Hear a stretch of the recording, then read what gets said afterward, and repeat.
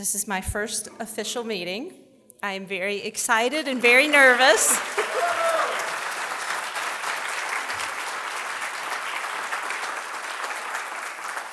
I almost wore my cowgirl hat today and a badge because there's a new sheriff in town. So things are going to be a little different today. You'll notice it. I'm going to explain some things along the way. But I don't believe in being a dinosaur.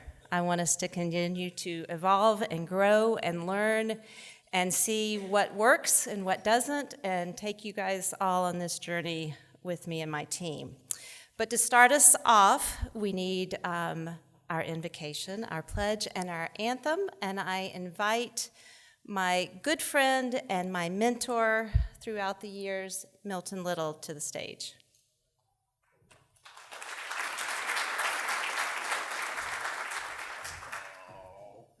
Thank you.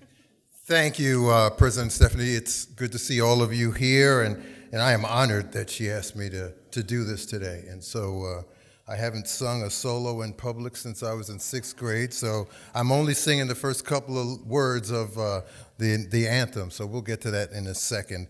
But I hope all of you join with me in wishing Stephanie great success and pledging all we can do to make sure that we are part of that success. So bow your heads, please. O Creator, you've given all people one common origin, and you desire to gather us into one family. You've given us eyes, ears, hearts, and minds with which to understand and respond to the needs of our sisters and brothers, especially the children. Sometimes the limits that we place on our patience and compassion lead us to turn away from their suffering or scoff at their plight, saying, if only they would, or why can't they just? The limits we place on our patience and compassion lead us to want simple solutions. Heavenly Father, remind us that our professional successes say that we are built to solve complex problems. You ordered our steps into Rotary not just to fellowship, but to listen, to learn, to reflect, and to act. Empower us with your love to seek the common good for everyone, regardless of their race, class, profession, gender, sexual orientation, or their political views. And remind us that those are not how you define character or worth. Give us the wisdom of mind and generosity of heart to seek your will and work to ensure that every man, woman, and child might live in dignity, peace, and justice. Finally, bless the food placed before us, the hands that prepared it, and those who serve it. May it provide the nourishment necessary to do your good works. We ask these and other blessings in your name. Amen. Please join me in the Pledge of Allegiance.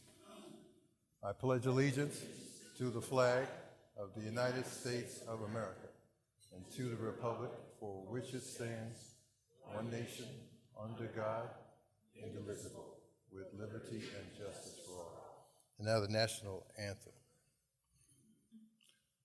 Oh, say, can you see by the dawn's early light what so proudly we hailed at the twilight's last gleaming, whose broad stripes and bright stars through the perilous fight o'er the ramparts we watched were so gallantly streaming, and the rockets' red glare, the bombs bursting in air, gave proof through the night that our flag was still there. Oh, say does that star-spangled banner yet wave o'er the land of the free and the home of the brave? It's all yours. We sounded pretty darn good, I think. So we have a lot. You may be seated. We have a lot of guests here today, too many to name, and I want to thank those of you who came on my behalf today. But if you are a guest of a Rotarian today, could you please stand so we can acknowledge you?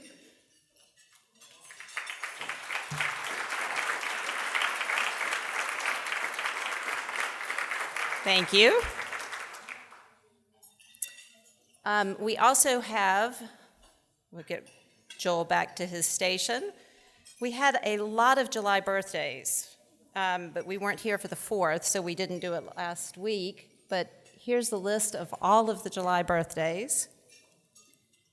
And as just a housekeeping reminder, your attendance QR code is on the table, and I'm going to add a new one. Could you just check your phones and see if they are set to silent? That would be great. After today's meeting, you will be able to pick up the brand new rosters. We ask that you limit those to 1 per member as well. And then next, before we go into new members, I'm going to explain why we're doing things a little differently today. And that is because, is Randall here today? Randall is here. Okay, first, Randall, can you stand up? I want to acknowledge Randall and the amazing job he and his team have done with getting us new members. It has been awesome. However, we have an embarrassment of riches, thanks to Randall and his team's work, and we have a backlog of new members. So we're going to change things up about how we do new members. We're going to be doing 2 per meeting. And although we have trusted all of you in the past with the 2-minute limit, we have failed miserably in the execution of that. Some of you, if we give you a mic, you love it. So I am taking the mics from you, and I will be introducing our new members along with their sponsors, and we are going to start that today. So I would first like to invite Tyler Courtney and his sponsor, John O'Neill, to the stage. I was teasing Tyler, because you notice I said sponsor, not sponsors. And I was teasing Tyler that something about him seems to have made his other 2 sponsors leave the club, which is in fact what has happened. Two out of his original 3 sponsors, for various reasons, are no longer with us at Rotary. Thank goodness John O'Neill still is. But I would tell you a little bit about Tyler. He was born and raised in Telluride, Colorado. He had 28 other people in his graduating class, so definitely small town. Attended Duke University, and then went on to Emory at the Goethe School for his MBA. He is on the board of the Midtown Alliance and the Atlanta Ronald McDonald House Charities, the Woodruff Corporate Cabinet, and remains active with Duke and Emory. His full bio is on the screen. He has been with Cushman & Wakefield for 10 years and took over as managing principal of the Atlanta office from our past president, John O'Neill. John is still with Cushman. He just keeps going up the ladder at Cushman. But Tyler loves to camp, hike, and fly fish. So if any of you are interested in those activities, you can see Tyler. An interesting fact about Tyler, he participated in an event called 29029. I'm not sure what that means. You'll have to tell us, Tyler.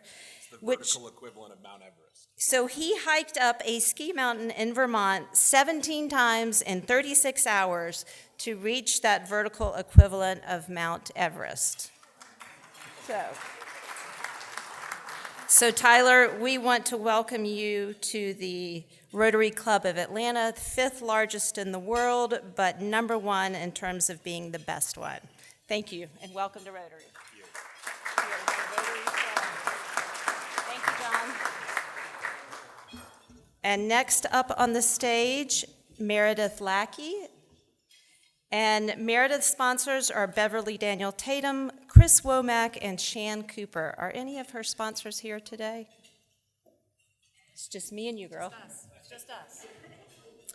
So Meredith started her career as a private practice lawyer specialized in complex litigation. In my mind, all litigation is complex, but hers was a specialty there. She moved in-house almost 20 years ago at the North American headquarters of global mining company, Emrys. Is that how you say that?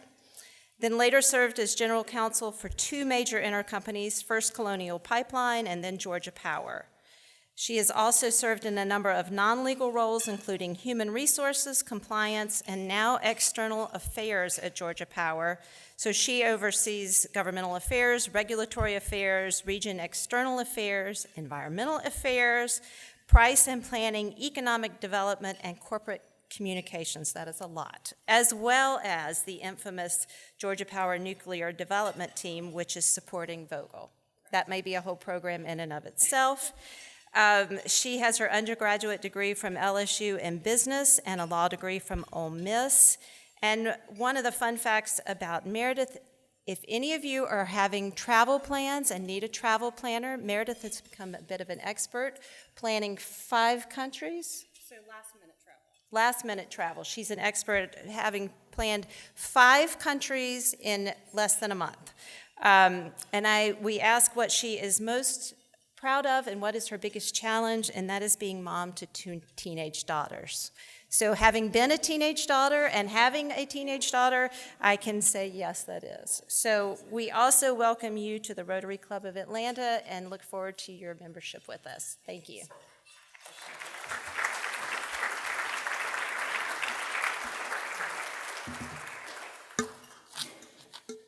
So before you keep eating, I'm going to ask you to do something for just a second.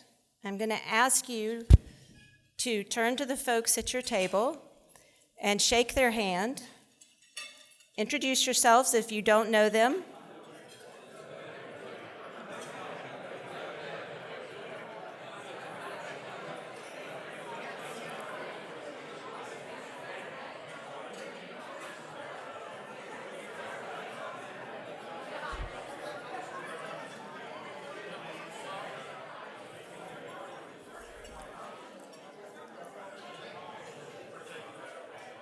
Okay.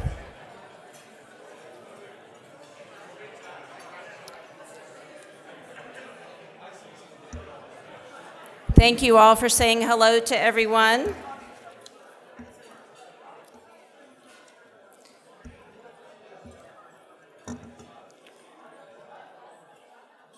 Now you're going to have more opportunity to have conversation in a few minutes.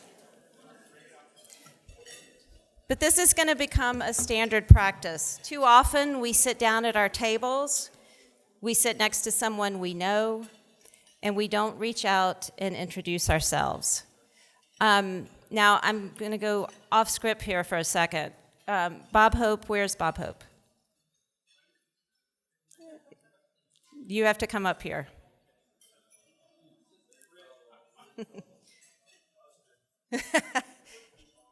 Well, he did do something, and I'm going to let him explain why.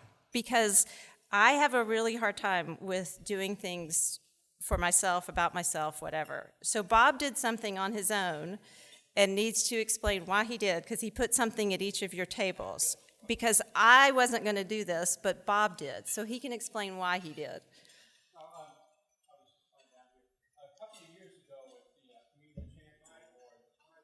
Here, come on up. Just come on up. And the 2-minute rule applies to you, too.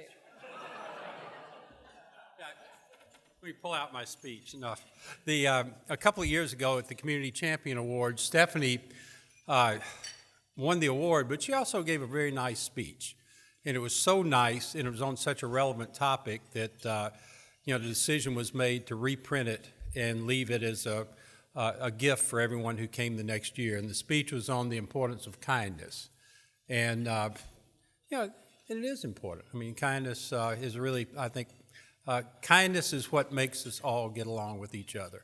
And so today, I just thought for our first day, we had some speeches left over, and we had a couple of boxes, and we brought them and put them at your table. And I would encourage all of you to read it, because I think after you read it, You'll understand why Stephanie is such a kind person, and you'll be a much kinder person. So that's it. Thanks, Bob.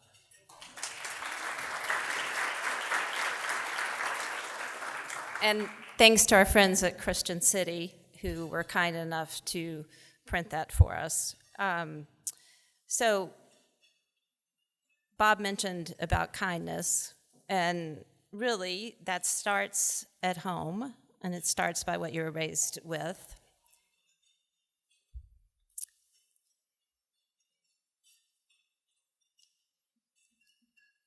So I want to thank my mom and dad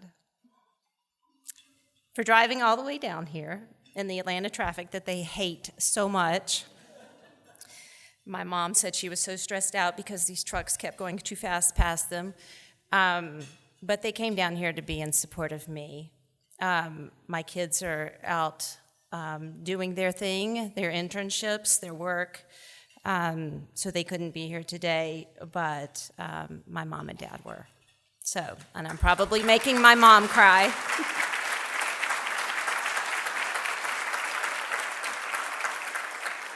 And I want to thank Tommy Holder, who was my sponsor in 2016, for believing in me as a Rotarian, even though I didn't at the time fit the mold.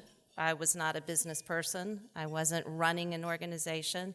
I was just involved in a whole lot of stuff. And Tommy believed in me and took that chance. And Bill Todd believed in me to become a Rotary president. And so did Dave Moody. And Dave is part of the reason I'm up here today, is Dave called me and said, I want you to be my program chair. And I said, okay, what does that mean? He said, it means you're in charge of the programs. And I said, well, can you give me a little more? He said, yeah, this is easy. This is a piece of cake. You got this. Not only was it the year the pandemic hit, but it was probably the hardest job I've ever had in my life. David Lewis, you're next. But it was also such an amazing opportunity, and I thank Dave for giving me the chance to do that good work that year. And he has been a great friend and mentor too, which is why he's there. But I wanted to take a minute to introduce my team for the year. I'm going to start with David Lewis. Will you stand? David Lewis is the program chair, being supported by David Rubinger.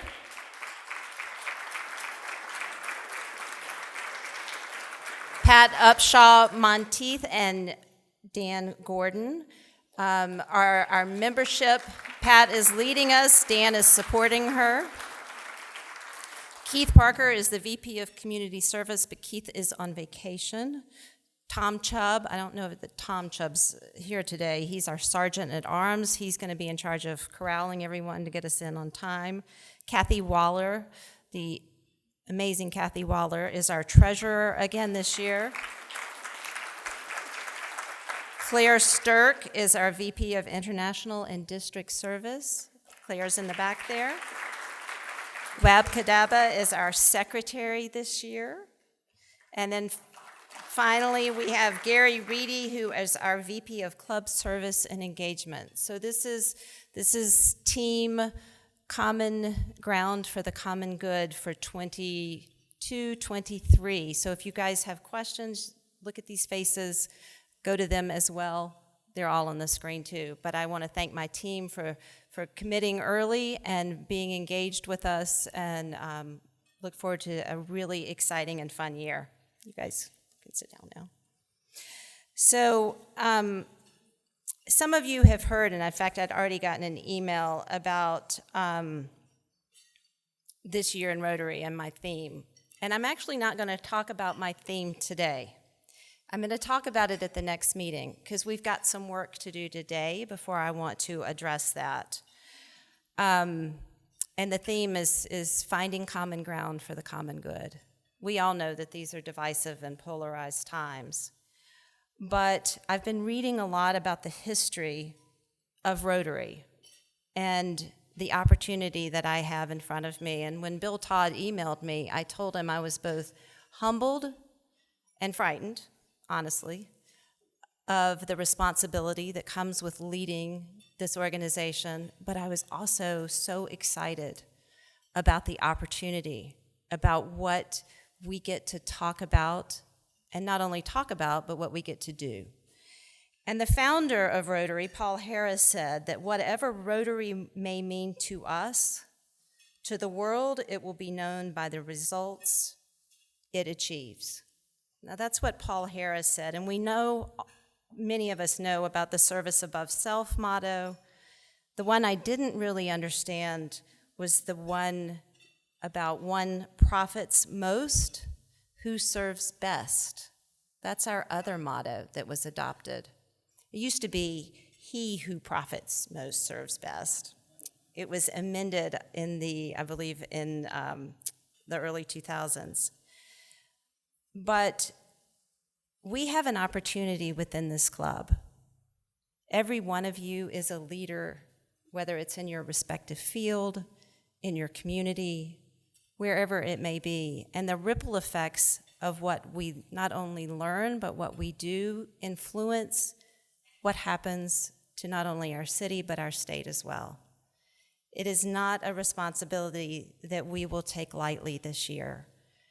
David and I have committed that every speaker that we will bring before you this year will offer you insights in not only how the world is functioning, but also how we can serve it better, how we can be better business people, how we can be better leaders, how we can be more effective in the work that we want to all accomplish together. And I have made David promise me that no one will be boring. That is my key thing. Nobody can be boring. So hopefully, each Rotary meeting will be a conversation of sorts. We will listen, we will reflect, we will participate, we will engage, we will problem solve, and we will create solutions that move us forward. Now, I have seen many of you see the facilitator card on your table and start passing it around, right? Because you don't want to be the facilitator. We're not going to shy away from hard work in this club. We can do hard things. Anybody who's read Glennon Doyle's book knows what I mean by that. But we have work to do at the end of today's meeting that will shape where we go for the rest of the year. And I only ask for 3 things from you for this whole year. It's the 3 C's. It's funny, Fred, I had my 3 C's and you've got your C's. But mine are compassion, which is a form of kindness, curiosity, and courage. Can we have compassion for each other in the room, as well as the folks that we will hear about in the issues they face? Can we have curiosity about these issues and set aside what we think we know as opposed to what we don't really know? And can we have the courage to admit that maybe we're wrong about some of the things that we thought we knew? And can we be brave enough to stand up for the new information that we have in a way that will help transform the lives of those who maybe aren't as lucky? Compassion, curiosity, and courage. Those are the 3 C's that I want to lead us forward as we find common ground for the common good. But we can't do that unless we know how to talk to each other. So part of what I wrote in the email out to everyone was the headline of, "Can we talk?" And whether or not that makes you cringe or whether you lean into that. But the ability for us to be able to sit at the table together and have a conversation is going to be key to coming to some consensus on some of the topics that we're going to face, because we are going to dive into some things that are going to be difficult this year and maybe a little scary and a little off-putting. But with your guidance, and that's part of your work today, we're going to do this together and we're going to make a difference. So I met Fred through my dear friend Wanya Lucas. They served on the NPR board together and the Sundance Festival as well. Fred used to lead the team at IDEO, which has helped countless organizations around the globe come up with the best thinking possible and new and innovative ideas.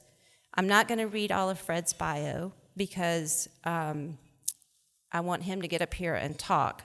But Fred became convinced that there was a better way in making conversations and came up with kind of 7 keys to how we do make better conversation. So I'm going to invite Fred to the stage. We're starting earlier than we normally do. That is not an excuse to leave as soon as Fred finishes, because the work will occur after. I've heard from many of you in the club that very often we hear a great speaker and we have no time to sit and talk about it as a club and what this has meant. So that's where the note cards come in today. So Fred is going to kick us off with about a 10-minute talk. He and I are going to get together on the stage to go over some more meaty questions, and then you guys get to do the work at your table. So please welcome my friend Fred Dust.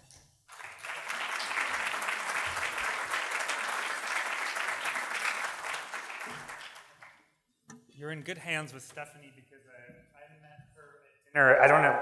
Oh, I met her at dinner. Was it 2 years ago, basically? And we had the most open and honest conversation so quickly. So I think she'll be a good steward of conversation for you guys as we go forward. I will tell you that when I do talks, and the name of my book is Making Conversation, and people are always like, really? Do I have to? Do I have to learn how to have conversations? And the sad news for you is, yes, we actually need to learn, and we need to relearn how to have hard conversations, and that's what we're going to talk about today. To give a little bit of background to the book's kind of was given birth to around 2017. I woke up one morning. There had been a massive shooting in Las Vegas. I think somewhat around 50 people were killed. Got dressed, went to work, went to meetings, did everything I needed to do, and midday realized that one of my colleagues had been killed in the shooting, and that I hadn't even stopped in the morning to process what had happened that morning in the news. How often do you find that you get hit by something in a news hook that you just say, I'm not going to think about that now, I have to think about this? People, does that happen, right?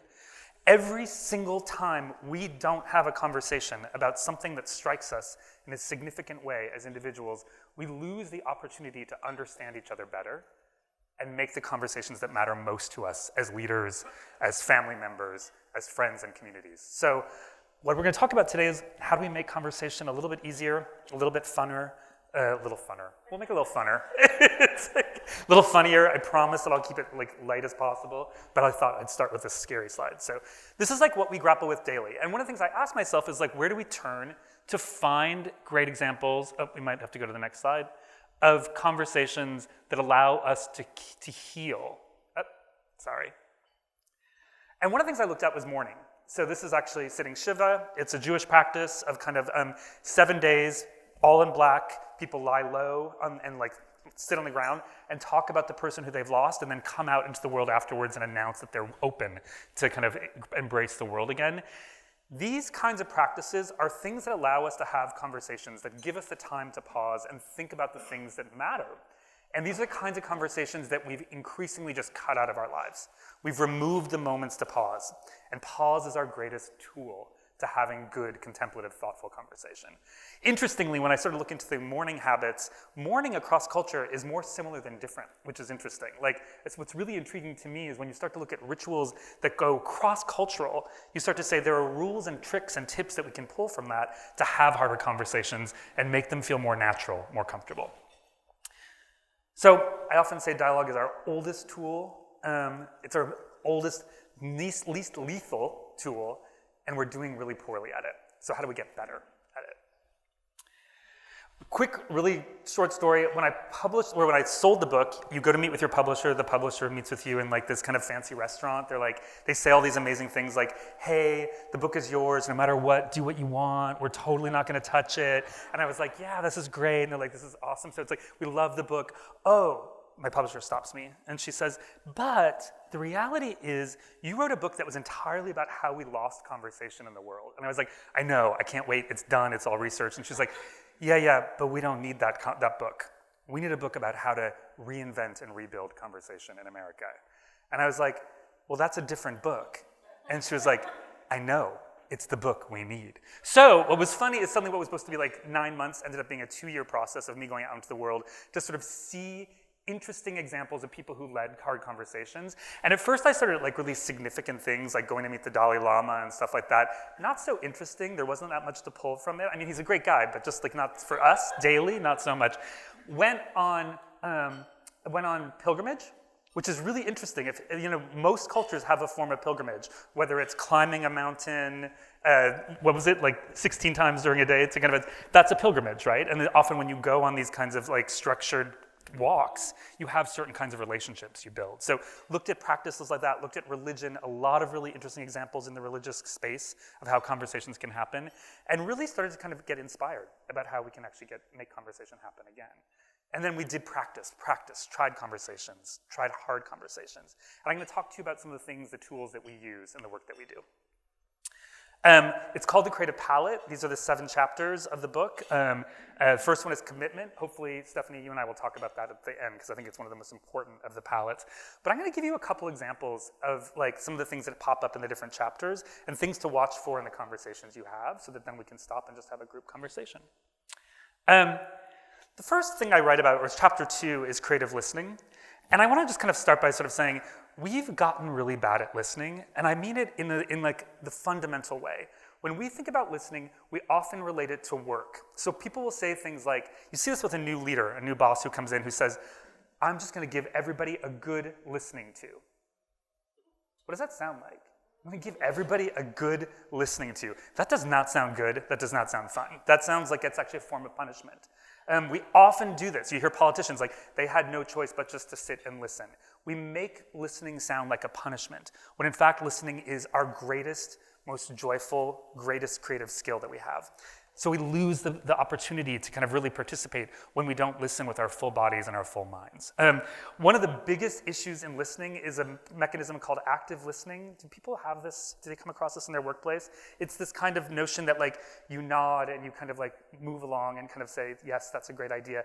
Interestingly, that was born out of therapy. It was a response to Freudian therapy in the 60s. A therapist was like, I'm never going to be able to figure out what's wrong with these people. The only way it's going to work is if they figure it out themselves. So he built this thing called Rogerian therapy, which was in fact active listening.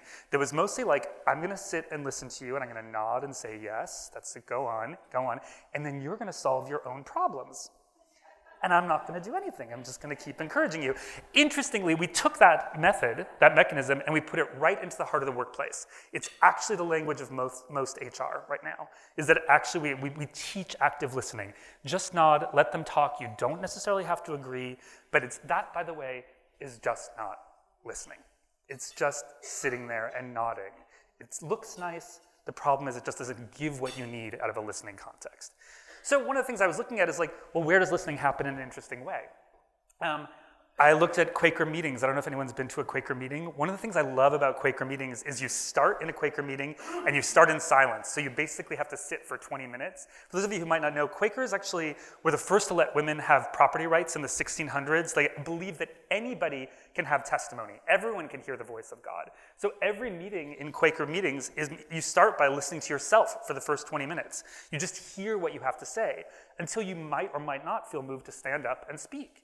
But what's interesting is when somebody's speaking, when they're testifying, you, the other people in the room who are listening, you're not just like, oh yeah, what that person's saying is awesome, it's so right. You're also listening to yourself and you're saying, not so much, don't buy this. It actually asks you to be judgy. And this is one of the first lessons of listening, is that we think we're supposed to be not judgmental when we listen. The problem is it's innate. We judge. That's who we are. The thing we have to get good at is not holding on to our judgments. We have to actually be willing to let the judgments go. So whenever you sort of like, one of the big defense mechanisms we have about listening is like, well, I don't want to hear something that's going to make me feel judgy and I'll feel bad about it. It's just human nature to do that. And so what I love about Quaker listening is that it requires you to be listening. It requires you to be judgy. It's part of what you're supposed to be listening to when you hear testimony. I also really believe in asking people to tell compelling stories. So I have a practice, I'm just gonna go quickly through this, Stephanie, because we'll talk about this in greater detail, called Illuminations. I really wanted to look at who in my life told the best stories, and looked all around the world, and came back to my great-grandmother. And my great-grandmother was this phenomenal storyteller. She was so good. And she had these kind of tricks. But so you would sit with her every evening in the rocking chair or in the kind of swing, and she would tell you a story. And one of the stories I'll never forget that she told me was about coming home from the steel mill. She worked in the steel mill at night and as a farmer by day, and she was walking exhausted. She was like, I just want to lay down my load and die. And she's walking up the road to the farm, and she sees this blue thing coming out of the sky, and it kind of gravitates and comes closer and closer and closer until she realizes it's Jesus, and he winks at her, and she has the power to go on. That is, in my mind, one of the best stories ever. And partially because she does all the kind of like great things that great storytellers do. The story's really short, it's no more than 25 seconds.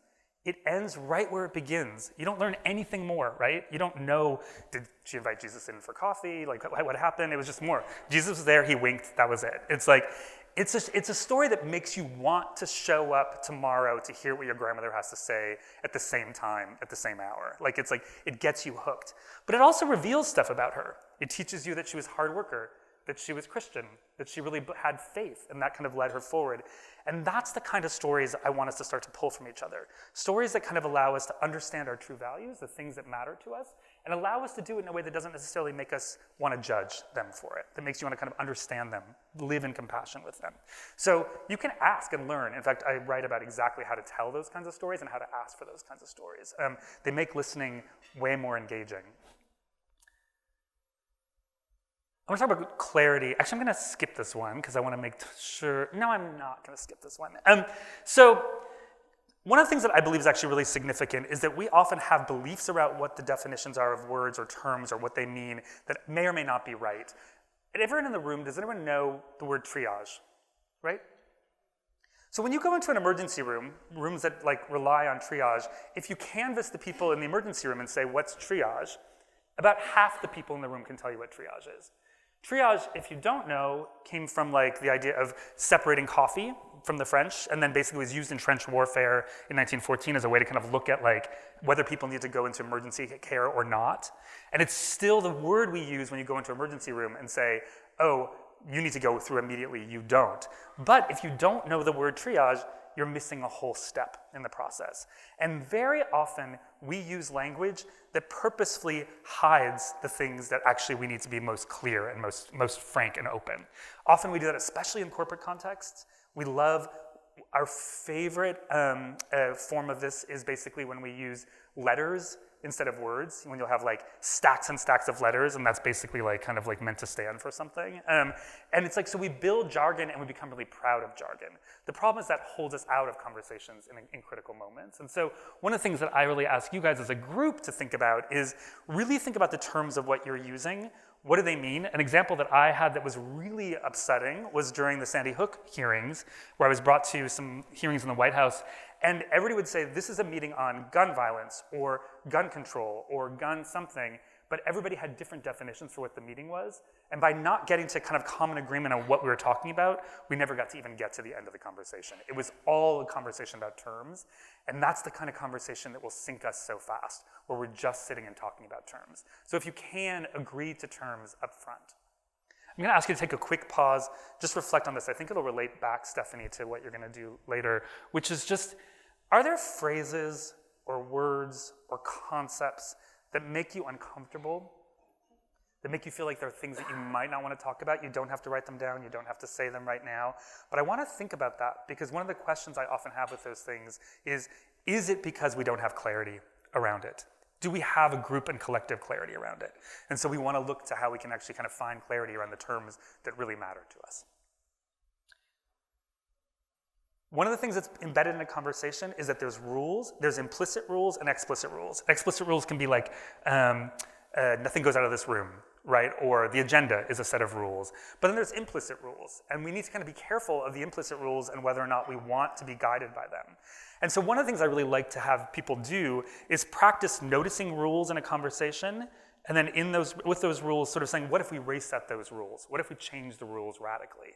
So if you've ever been in a brainstorm session, there's rules. Well, do you like those rules? Would you change those rules, and why? And what would that allow you to do? The power of changing rules is significant, and I'm just gonna tell you a quick historical story. Dueling in America ended around the 1840s. It stopped being deadly. People still dueled, but it became less and less so. And one of the reasons was that there was a set of rules that guided dueling, which was called the Code Duello. And people had that, and it existed for a millennia. And it basically said, here are the 10 rules of a duel. So in 1840, something changed in the way people kind of thought about duels, which is they realized, well, you might like challenge me to a duel. I feel like I have to fight, but I still don't want to die, right? And then you're like, I kind of don't want to die either, but I'm like, I have to challenge you, it's a point of honor. So what happened is around that time, the rules of duels changed, where what would happen is if you challenged me to a duel, you would basically then hand me the rules and be like, you designed the rules for the duel, and that's the duel we'll fight. And so one of the most famous duels that was never fought was a duel that Abraham Lincoln was challenged to, where he was challenged to a duel. He basically was given the rules. He walked away. He decided that he was going to do the duel using federal broadswords, like the ones that were used during the Revolutionary War, and nobody could get within 8 feet of each other. So they got to the dueling field, and they had these 4-foot-long, swords, and they couldn't get within 8 feet of each other. And everybody was like, "This is so stupid. Let's just go get a drink. It's 6 a.m. Why not?" So it's so that's what they did. They just took off and did that. But what I love about that is it's a great example of how changing the rules can actually, in that case, make it so safe that people might live who might not, but can set and reset the playing field. Set and reset. So get rule curious, get playful, look at games. I was talking to you last night about this, which is that when I spoke at the Harvard Club, they were like, all the questions were about dating, all of them, which is really weird. And they were like, what do I do to know whether I should be with this person day one? And I was like, play games with them. Once you kind of play a game with someone, you get a sense of how fair they are, how just they are. Those are the things to kind of begin to play with. So look to games as a way to kind of reset rules. They are structured conversations. Sometimes conversations that are good feel like games. They feel like play. I'm going to do the one last thing, and then we're going to talk, which is that the last thing I want you to get good at is notice scripts that are in a room. So I have a question. Who wants to describe a board meeting to me? Come on. Long table. Somebody else? Boring. Serious. Agenda. Confrontational. Anyone else? Okay. Anyone have this kind of setting a little bit in their mind at all? No? No? So the thing that's really interesting is that our scripts, the way our conversations are set by everything, by the sets that we sit in, the way we're having a conversation now is entirely based on the fact that you're sitting at tables, I'm standing on a stage, I have a microphone, you guys don't. That's a script for the way the conversations go. We need to get really good at noticing scripts and recognizing whether they're the scripts we want to live by. So there are times when you don't want a board meeting to look like that. And yet we have this implicit idea of what things look like, even if we've never experienced them firsthand. So if I were to ask this, what's an AA meeting look like? Coffee. Circle. Yeah. Honest. Yeah, people, it's AA is a really powerful mechanism for conversation or wherever you go. Well, it's so interesting, I don't know if people had something like this in their mind, but this is interesting. You may never have been in a meeting, but you still probably have this because the scripts are set by our cultural understanding. So we've seen this in film after film after film, TV after TV. So we begin to understand what something looks like. We begin to live by those scripts. And every time we just accept a script firsthand or just say, that's okay with me, then we accept something that we may or may not feel like we want to accept. This happens all the time. It's especially apparent when you look in the realm of politics. This is really different than the way Zelensky shows up, right? It's very different. So these scripts can actually tune the way we have conversations in ways that are really significantly negative or positive. And so we want to get good at script spotting. So what I want you to get really good at is like, notice when you're living by a script, and do you want to live by that script? What's a round table telling you? What's the agenda telling you? What's the fact that, what does it mean that I'm on stage, you're not? What does the long table that Putin's sitting behind mean? Those are the things we start to need to read. And then we start to say, well, wait a second, I don't want that script in this conversation. I want to change it out and change the script entirely, which you can do. And I'll just say it takes work, and we'll talk about this, but I think the number one thing that you have to do to kind of embrace really hard conversations is commit to the people at the table in the conversation, and commit to that more than anything else, more than the kind of values you hold, more than other things. When you enter a conversation, to have the hard ones, you have to think about commitment. So with that, I thought we'd just talk, so. Thanks.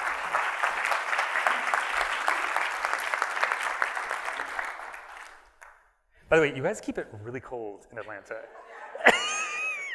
It's like really cold. Can you guys hear me? Yeah. So, funny story. I will not name a name, but somebody walked in at the beginning of the meeting and saw the book, and they said, I don't have any problem talking. The problem I have is being quiet.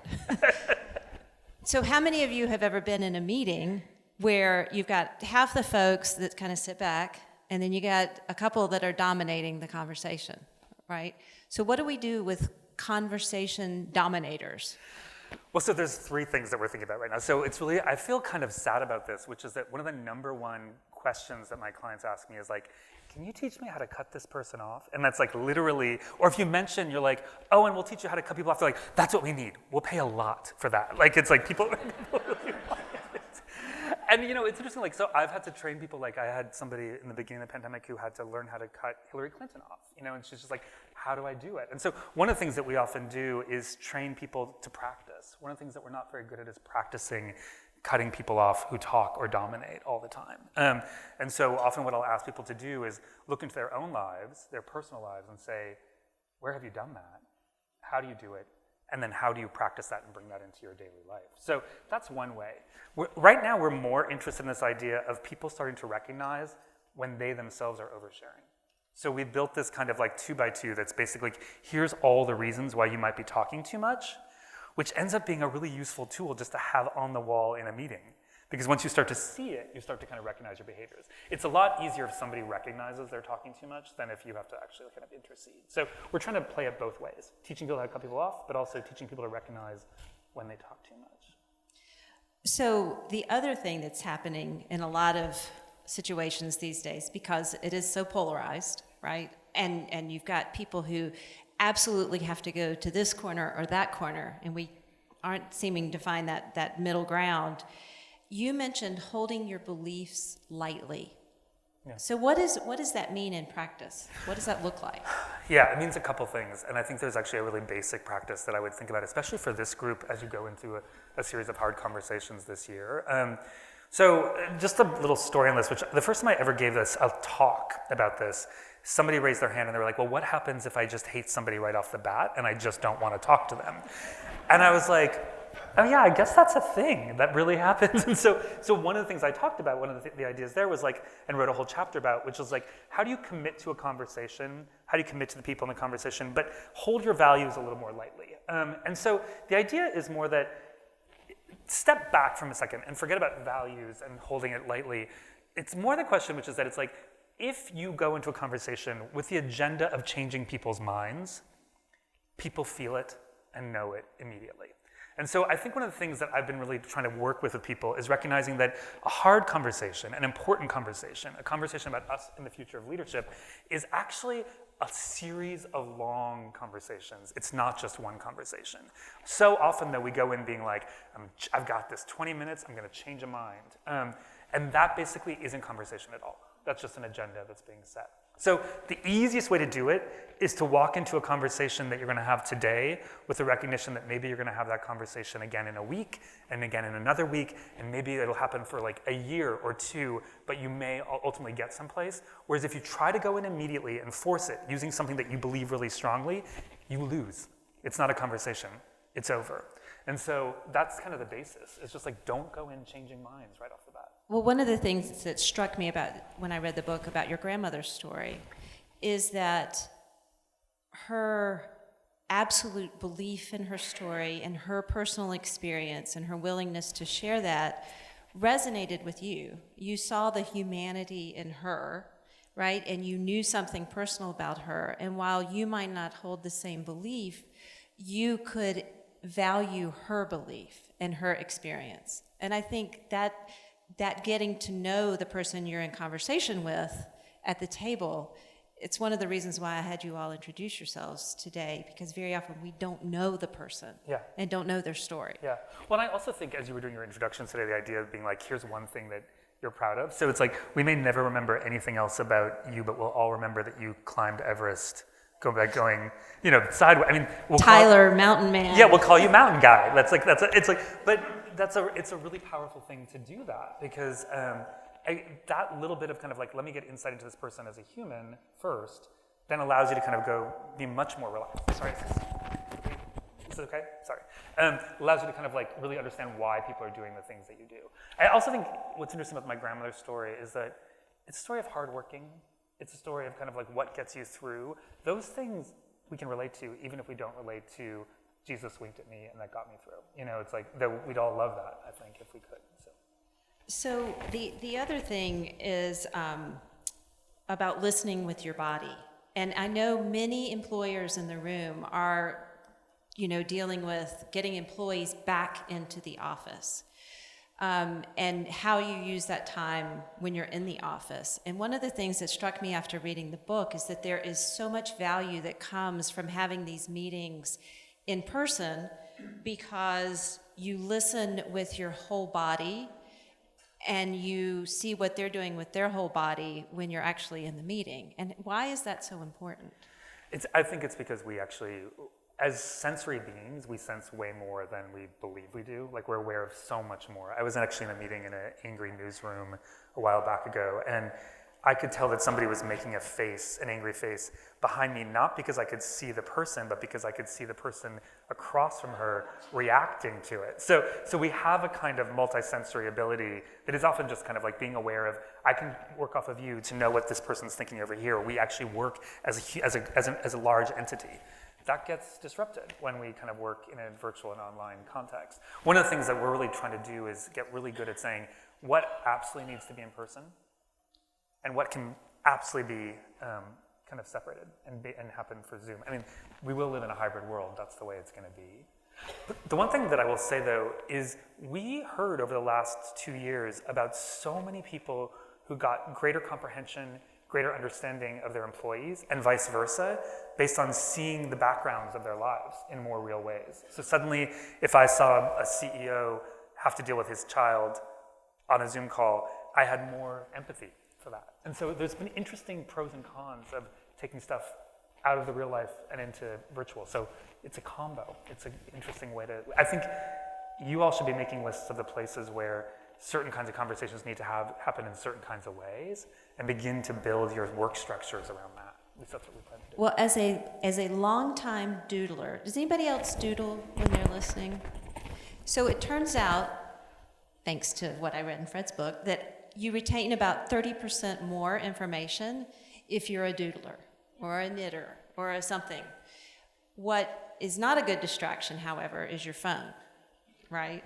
So I think that when we look at rules and constraints and conversations, I think it could be helpful to determine what are the things allowed into the meeting and what are the things that are not allowed. Yeah, I actually encourage people to set tables together for the conversations they want to have, even if it's a business meeting.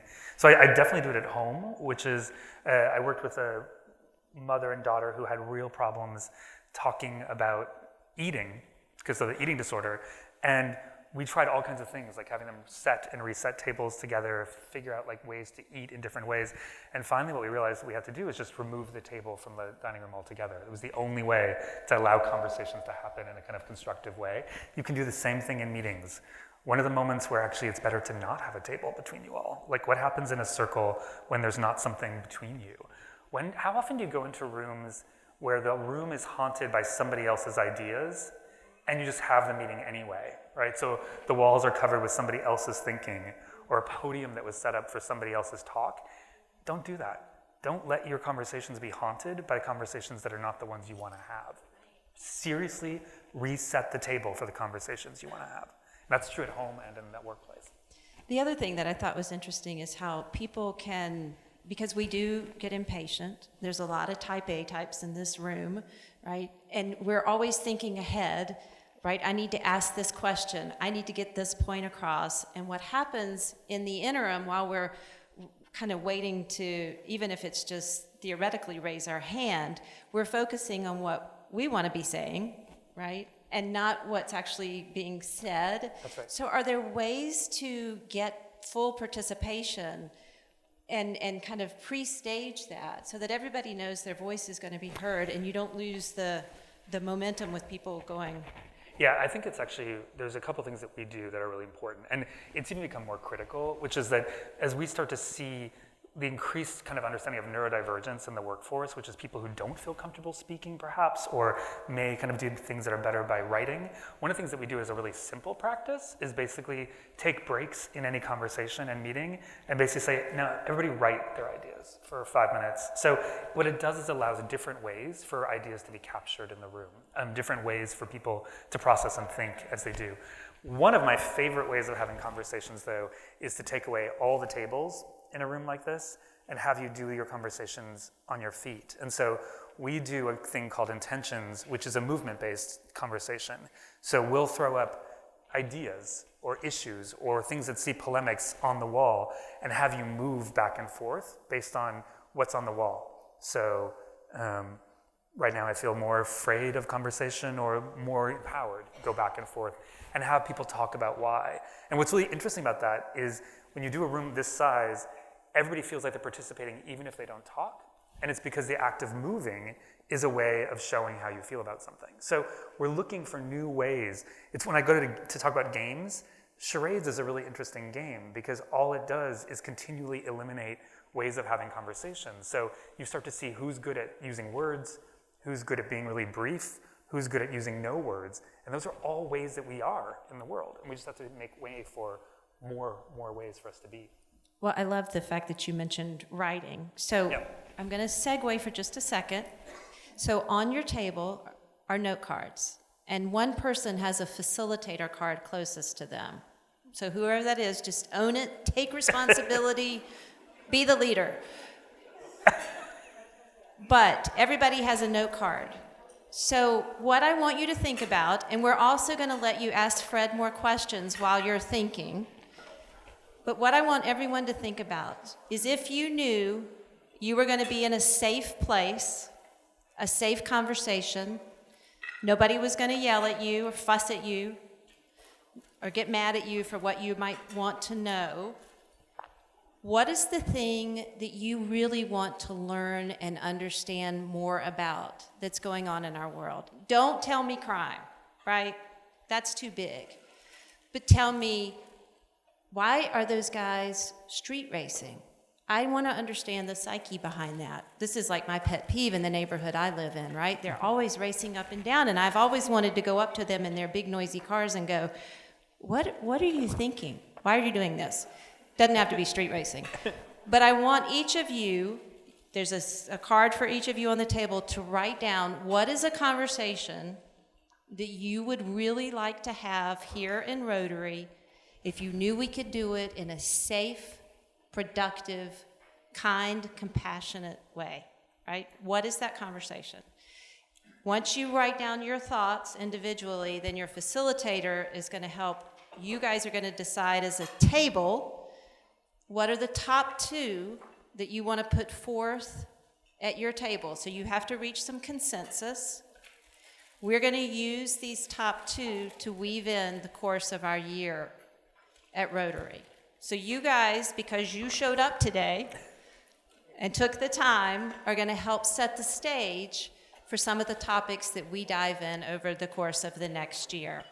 Now, in the interim, if you've got your thought written down and you want to ask Fred a question about conversations, let the questions go too.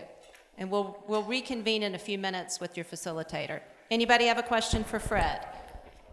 Anybody? Danica? I'm curious Right. Yeah, and you guys write silently. You don't have to talk yet. I'm just curious about the people in the room who stay silent. And my thinking is they've got ideas and they're not sharing them, and it feels like they're sucking the energy out of the room by not. So the people who stay silent kind of suck the energy out. How do we get them to engage if they're silent? It's a really great point, and I think what you're aware of then is like the variety of roles. I mean, what's really interesting is that there's like 10 archetypes of way people participate in conversation. There's the quiet person, and then there's the quiet person who you know has something, and that's the one that kind of really throws us off. And that's actually why we try to break things up by sort of being like, okay, right, everybody's gonna say something. Or it's like we do go around every once in a while and say, we're gonna get 20 seconds for each person. So you just like, you have to be kicking at the different behaviors that are there. But it's like, you have to be cognizant of all of it. When we do our work, we often have somebody who just, their job is to notice what's happening and kind of call it out. So happy to chat more about that. Has everybody written their thought down on their card? Has everybody written, by a show of hands, has everybody written their thought on their cards?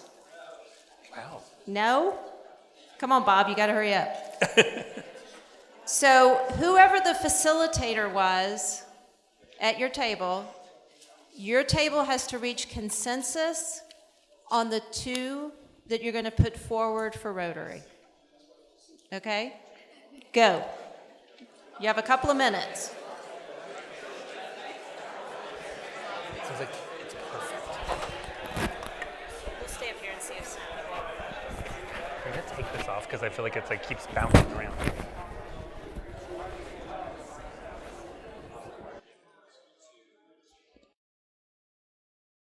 I'm going to be collecting all the cards. I do want your top two identifiable to me, whether that's stars on the card or whatever. But I want your top two that you've reached consensus on to be starred, and we'll get the rest up as well, and we will use those for our year. We have reached the end of our time. Fred has got some books here for sale. They're $20 a pop, if anybody wants one of Fred's books. He's here for a little bit longer. He can answer questions more specifically. I want to be mindful of our time. It is 1:17. That means we're 2 minutes over. I do encourage you to come next week. Darren Scherbaum, who is the interim APD chief, Atlanta Police Department chief, is going to be here with us, sharing his thoughts about what's been happening in Atlanta and what he's going to do going forward and what he has been doing up until this point. But as we all know, summer can be a dangerous time. So I hope you will join me next week with the interim APD chief, and we will hear more about where we're going this coming year in Rotary. I am very gratified to see all the participation and the good conversations, because that's exactly what we want to do through this rest of the year. I am a firm believer that we walk our talk, and walking means that we're actually going to do something, right? We're not just going to talk. So we're going to walk our talk, but we got to learn how to talk with each other as well. This was a great start. I'm feeling energized. I hope you guys are as well. We will collect all the cards, and thank you so much for making my first meeting a lot of fun. Thank you.